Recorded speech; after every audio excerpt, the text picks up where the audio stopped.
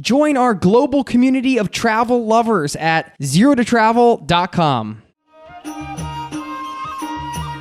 Zero to Travel Audio Adventures presents Trekking Nepal.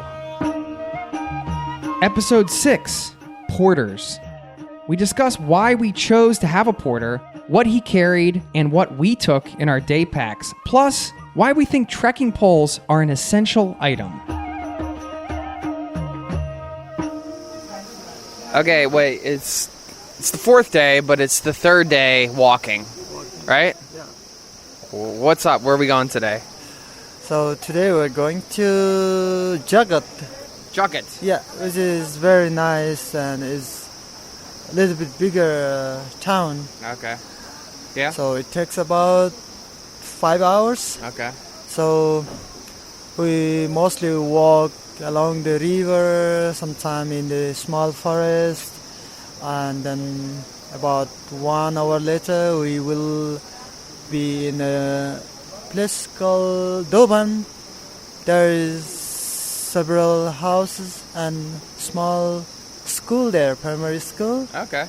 And the local people come there, and then they have children, they go to school there. So do they walk from different villages to go to school there? Yeah, different villages. How far do you think, like, the furthest people that walk to go to school? From here, they don't go up, they go down.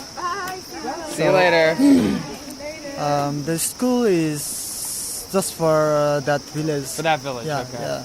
And then we cross a bridge, small bridge, and then walk gradual, and then sometime gradual up. Okay. And then we'll stop for lunch at Tuldunga, which is quite a rocky place. Yeah. And then we'll have nice views of a river, and then we'll be in Jagat, And we'll relax. we relax there. The lodge is just next to the river again, Nice. so it's nice. And how did you sleep? It was okay. Yeah? I How about slept- Mingmar? How did you sleep? nghe ta mong quá. Ask him how he slept. सुताइ कस्तो भयो? यो राम्रै छ sir. Does that mean good? राम्रो. It's good. Good. Okay, good. Sleep. All right. So we're ready for a good day? Yeah. All right. Let's do it. Let's do it. Mingmar is one of the cutest person I've ever met. You love Mingmar. I love Mingmar. And I do too, but Yeah. you have not a crush, but like I just you have a wanted thing to take for him Mingmar. home. Yeah. No, Not in that way. no, not in that way. But he was just so cute. He was he was shorter than me, and that says a lot because I'm pretty short. Or maybe he was the same size as me. I don't know. He might have been shorter than you. Yeah, he was short, but he was a very Short and powerful. very powerful. He was carrying our stuff, and that was we felt it was pretty heavy. They kind of assured us all the time that it was pretty light compared to what they are carrying, but I'm not sure. It looked pretty heavy. Like the load he had looked bigger than him sometimes. But he was. Anne Dorthe he had was a lot like of toiletries. Yeah. Well, not that much. Anyway, so Mingmar, he was like a little bear, I would say. A little bear. Yeah. He was small but so strong and powerful. He could just walk and walk and walk and walk, and he never looked tired. And he was like, he didn't speak English at all. And so Samir had to translate, and he also spoke a special Nepalese dialect too. So he obviously didn't say much, but he was, because of the language. But sometimes, like when we were having fun, the four of us, I would say, and he was smiling a lot and laughing. So he we felt like we were a group of four. It wasn't like he was. And also that's something they said to us, that it was very nice to be with us because they felt very much included. And that was nice to know, that we always when we wanted to like eat with them as much as they wanted to eat with us, like if they wanted to. Sometimes we understood that they wanted to, like especially dinners, they wanted to eat with other guides and porters because that was nice for them instead of sitting with us all the time. But for lunch, we had meals together, and that was nice. And I think it was to be able to share. Not traditional in a way, because it seemed like it took Mingmar a little bit of time to get used to that idea that we wanted to be on this journey with him, as opposed to he being on this journey with us. Like with us. We were a group of 4. We didn't feel like it was us and two and then them. No, we were us, all 4 of us. Yeah, we were in it together. Yeah, we tried to communicate as much as we could that how much we appreciated it, and he was opening up more and more. Like we took pictures with him and of him. We let him know every day how much we admired his strength and just how we were blown away by what he could do as a human being, what he could. It's just unbelievable, this strength. And I guess there was never a sense of him feeling like, oh, this stinks, or like, I don't want to be here. Like, it was always just, I don't know, just get on and put the stuff on and walk. And he always seemed like at peace and just do his job, and seemed to be glad to be on the trip. And we were really glad that he was too. Yeah, I'm really glad I got to meet Mingmar. And also Samir told us about him and his family and how he lived, and he was living with his parents up in a small village, and they had some animals. I honestly don't know his age, but I think he was around 35 years. But he looked like he was at least 45. But that was pretty normal. Like, people looked much, and he probably been doing like physical labor his whole life, working on the farm, working as a porter, and being out in the sun that way, and all kind of weather.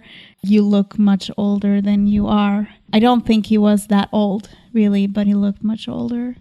But he was a beautiful human being. A beautiful little man. Yeah. Strong. We bought him the hiking boots because he didn't, when we met him, we understood that he didn't have the right gear for proper footwear for going over snow passes. And for us, it was a very small thing to be able to buy him some shoes. But how it probably meant for him, the only shoes he had with him was sandals and a pair of sneakers. And you shouldn't go over a mountain pass with a lot of snow in sneakers. We all do jobs more or less for other people, and this is how they are getting money too. So as long as you feel you are paying them enough, and they have insurance, that's something it's important to ask about, that they have, through the agency, and you make sure they have proper gear, then it is okay. He doesn't do just trekking, but he's done quite a few, I think. I don't know exactly how many, and he had done a couple at least with Samir before. Yeah. So Samir had worked with him before. How does he actually carry everything? What happens, we had a duffel bag, and he takes the duffel bag and whatever else is in his load and ties a rope around it in a particular way that all of the porters do. And this rope extends onto I don't want to call it a harness, but the rope extends out, and there's a pad type of thing that he puts around the rope, and this goes over his forehead. So the entire load is on his back, and where it's carried is on his head, on his forehead. So the rope is pushed up against a pad on his forehead, and then if you follow the rope back, it's part of the intricate tie on the duffel bag and on the load, and so it's carried in that manner. We decided to have a porter. Yeah, they don't give you a porter. Choice. Yeah, it's a choice. Yeah, Unless you're doing like a package thing, I guess, for that you're booking beforehand or something. We talked about it a little bit already. We decided because we thought it would be more enjoyable if we didn't have to carry all of our heavy stuff. Yeah. And also we thought it was a great way to have another local with us and to contribute to the local economy and employ somebody. And this was something we struggled with. We talked about feeling bad about, oh, well, somebody's just going to carry our stuff. That's so weird. We can carry our own stuff. You don't feel 100% comfortable with having somebody to carry your shit, really. But then if you think about it, you give somebody a job. And you're supporting them, and they take that back. Mingmar, our porter, would take the money he earned back to his village. Absolutely, and his family, and would and also in there isn't like they have work 365 days a year. That's true. It's very limited, the trekking season. Yeah, the trekking season. So knowing that you are helping the person and their families having a job, because the rest of the time, at least for the Mingmar, our porter, he was a farmer. He lived with his family in a rural mountain village, and he owned like a couple of buffaloes and some other animals, and that's it. And they managed to live through what the farm gave them, but working as a porter when the season and when he got a job. So knowing more that you actually are helping them, and it gives you a better feeling.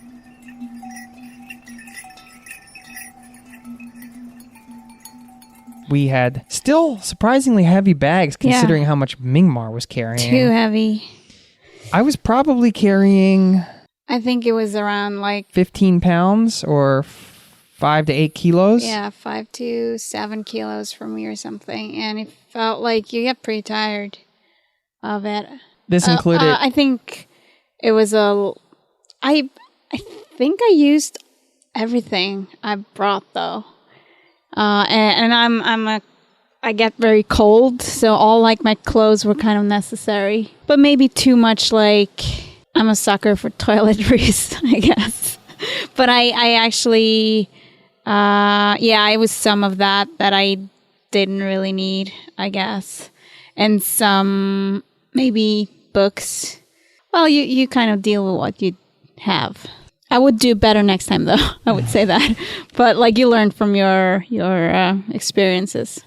If you have a porter, the important thing to remember is you want to have everything with you that you're going to use for the day or you may use. And the weight of it will depend on how prepared you want to be or how many scenarios you want to run through that could potentially happen, how much food you want to have, extra food on you, and everything like that. Because once the porter gets the load set up for the day, you're not really able to get into your bag. And usually we had a big duffel bag that we had all of our stuff that Mingmar was carrying, and that was all in a big duffel bag. He would tie it up with the rest of his load and put it on his back, and then he would just go. And even if you're hiking together, everything's wrapped up, so you can't really get into it.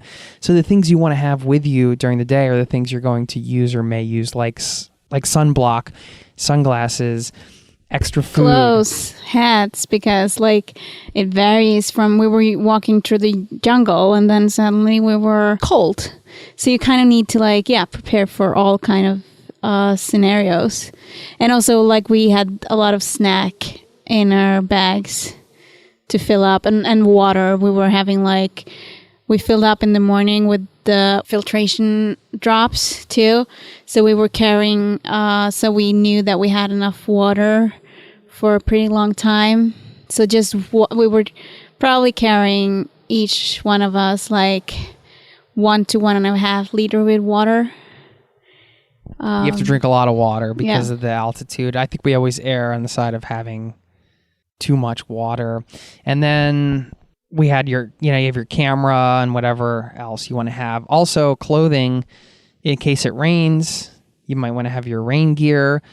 You obviously have some extra clothes if you get cold, but then if you're walking and you're hot, you end up taking those off and carrying them.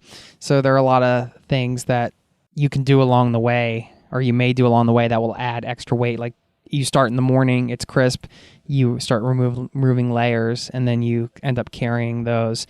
Yeah, you start with like pants, and then you have to wear shorts, and then you need your pants again, and then I never like stripped that. off my pants, but did you take your pants off? Were you hiking pantsless? No, I had shorts.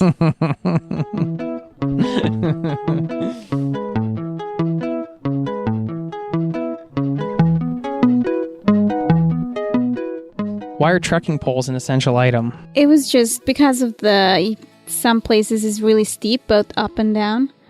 Actually, most important when you're walking down and it's steep. So you can have something to lean on to.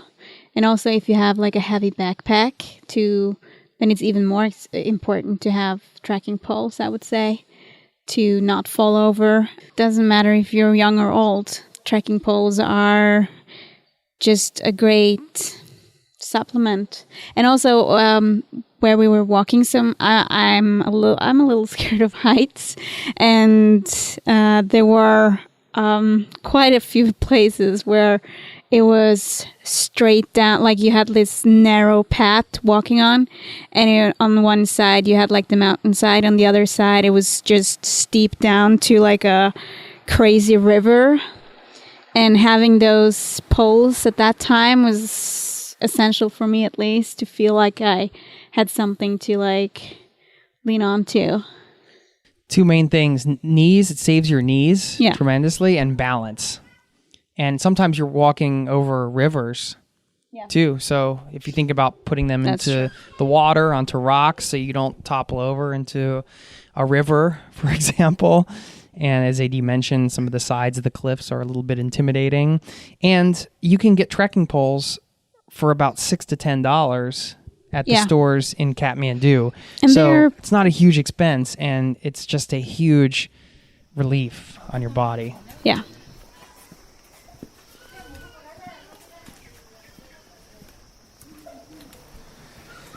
The end of day 3 walking synopsis. This is being recorded the morning of day 4, but I was too tired yesterday, and I had a bad headache. We had a good walk yesterday. Weather got pretty hot. It was in the shade mostly in the morning, and we had an amazing lunch at a little village where a woman lived. It was like really quaint kind of little area, skinny stone walkways, and we were sitting at a table, and you could like right across from the table and see into her kitchen, which was a separate house with a separate little shelter with an open fire pit. And we watched her make our lunch. It took 2 hours, but she made everything from scratch, and that's what they do here. So we saw her and peeling the potatoes with her son, getting everything ready, cooking the whole thing, and it was super fresh, super good dal bhat. And her kids were absolutely beautiful, and Anne Dorthe took a lot of nice pictures of them. Then we got a picture of her by her kitchen, and then we kept walking. I was dragging yesterday, had a bit of a hard time, struggling a little bit, but we did finally make it to Jagat, and we stayed at the Budi Gandaki guest house, a little room with 2 beds and a view of the river. Not too shabby. Trekking Nepal, coming up in episode 7. The mule trains could bump you off the track and send you rolling down the cliff. Outdoor clothing has a certain combination of fabric that's made to wick your moisture away. So wool is the key, I think. Inside the prayer wheeler, there is lots of mantras of Buddha. It's called Om Mani Padme Hum. Do you have any squat toilet tips for the ladies? And the way the tattered prayer flags are blowing in the wind.